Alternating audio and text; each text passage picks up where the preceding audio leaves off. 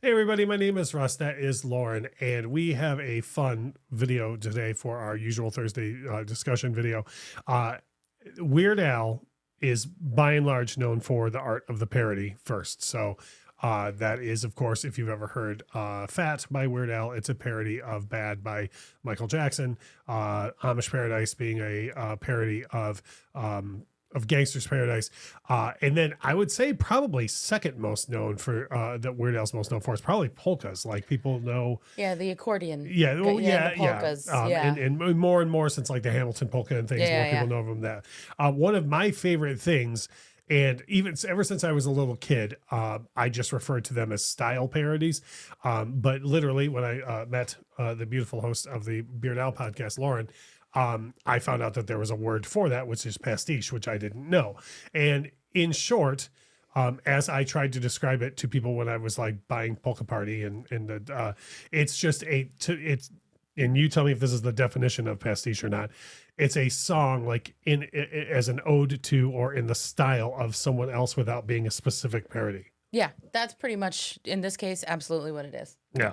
So we had a suggestion from our friends over at the Itch Rocks to point out 5 great Weird Al pastiches. I will say, since I'm privy to the list here, I don't disagree with any of these, but we could do like another, 25 of these videos. Like there's so many good ones. Yeah. But I will say that I think you picked out quite a bit of the fantastic ones.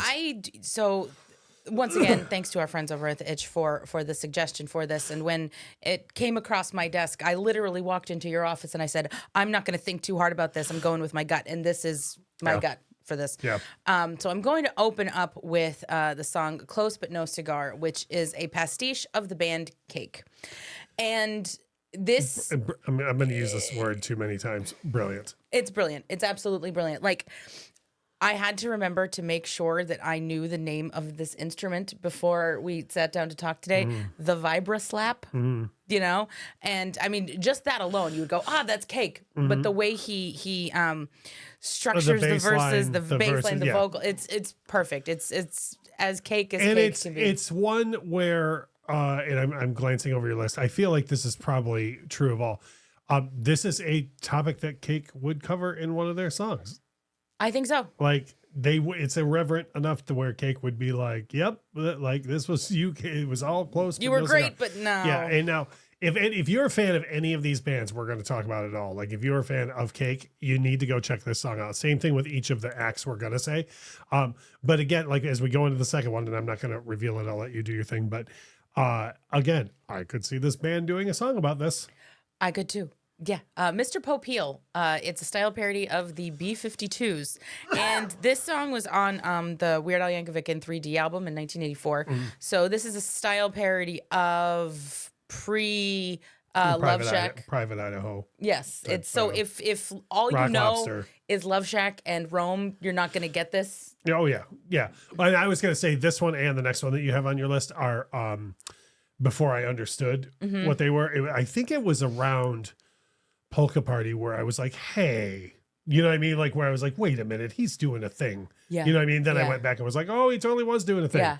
Right. And then I, like many other people who didn't go to college in 1980 to 1987, didn't know who the B-52s even were until Cosmic Thing hit. Anyone who tells you otherwise is lying unless they went to college from 1981 to 1987. Yeah. Or if they hung out at the coffee shops in Athens.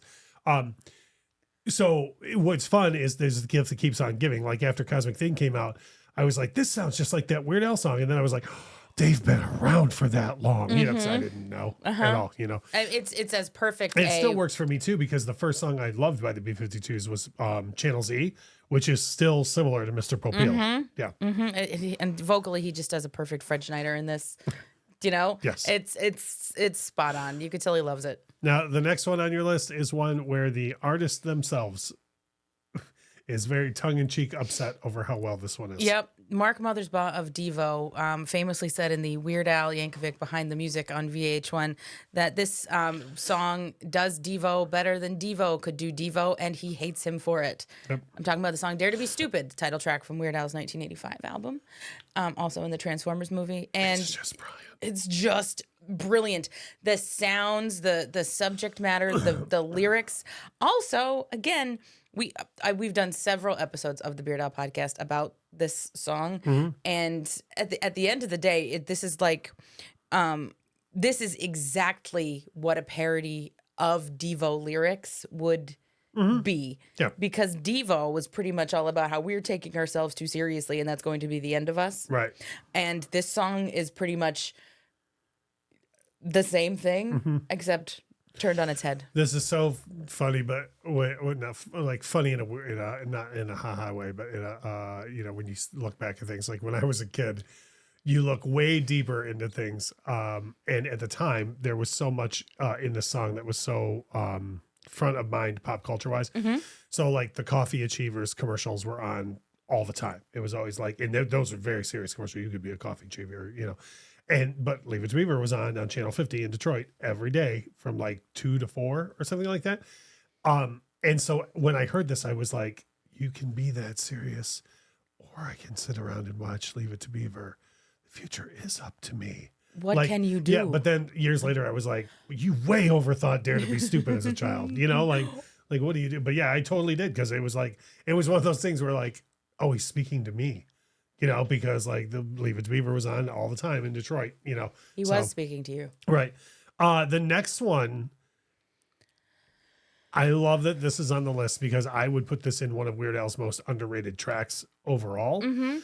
And again, I think when people think about pastiche, they might think like, oh, it's kind of disrespectful. Like you're trying to boil them down to one thing. And I love this band, and this sounds like every song they've ever made. Oh, absolutely. I'm talking about the song My Own Eyes, which is a pastiche of the Foo Fighters. I'm sorry, I Christopher Walken that every time I say it. The Foo Fighters. I feel like if you shook Dave Grohl awake in the middle of the night and played him this song, he would literally go, when did we do that? Oh, for sure. Absolutely. And if you look at, there's a wonderful documentary called Back and Forth that kind of goes through the history of the Foo Fighters. But it also focuses on them writing and recording what I feel is their best work, the Wasting Light LP. And there, you can in that documentary, there's no depth to what Dave's writing in a lot of stuff. There's literally a scene where he's like, oh, I got to go write a bridge real quick. And then he like just rhymes some stuff and comes back. And that is not, don't get me wrong, I'm not to say that on that record, there's Burning Bridges and Walk and I Should Have Known. There's plenty of deep Foo Fighters stuff. But I love that, again, this is something Dave could write. Like Dave could just be like, like, oh yeah. And also Dave Grohl has a history of kind of calling out people around him. And that's kind of what this song is doing. Like, oh, that one guy that's always got a story better than yours. Right. And that's who this guy is. But it does, in my opinion, if you like anything from their second record up till about Wasting Light, this sounds like every song. Yep. That they made. It's perfect. My opinion. And then speaking of one that sounds like every song they ever made, there's a very few tracks by this band that don't qualify for this, but this sounds like most of everything they ever made. CNR. It's a pastiche of the White Stripes. And this, you're absolutely right. And I also love the subject matter of this. And I love everything that was kind of around it, right? So CNR is Charles Nelson Riley. And Weird Al, being the mensch that he is, he actually went to Charles Nelson Riley's estate and ran it by them before even moving forward with this. And they were worried that he was going to kind of poke fun at Charles's sexuality, his orientation, lifestyle, right? Sure. And if you knew Weird Al, you knew that wasn't going to be. But they don't know. But what I'm just saying, as one who does, it's like, okay, that would be the last thing that he would ever do. And instead, he turned him into this like Chuck Norris style, like Superman. Yeah, and it's amazing. No, I totally agree. Yeah. So lyrically, we kind of talked about like thematically, like everything up to this point on the list was something that is not so far outside of the box for what the original artist would do. Well, one thing I want to point out, and I don't mean I'm not going to big time you on the White Stripes, but the White Stripes have 6 LPs, and most people have heard like the hits. I've heard like every song, every sound that's ever been made on a White Stripes record. I have to assume you've probably heard like most of the hits and stuff, right?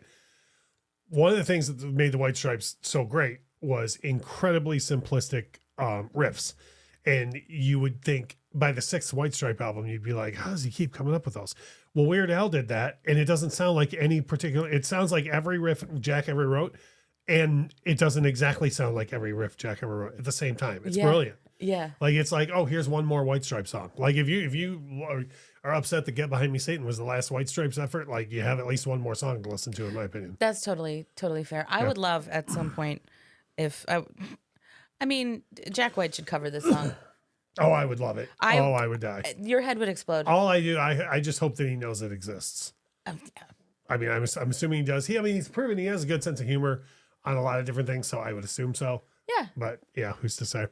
But if you haven't checked out Weird Al Pastiches, if you've ever known him just for the parodies, or if you've known him just for the polkas, or the polkas in addition to the parodies, you really should check out some of these others.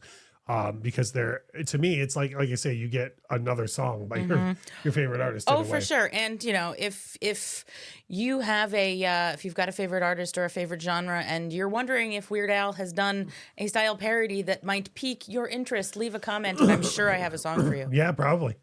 Yeah. So if you would please drop that comment below, leave a like on the video, help share it around if you're in any Weird Al social media groups or anything, help share the video around. Most people in the Weird Al community probably know Lauren from the Weird Al podcast, but if you don't, there's links in the description below to go subscribe to that show as well. That is Lauren. My name is Russ, and as we always say, thank you so much for watching.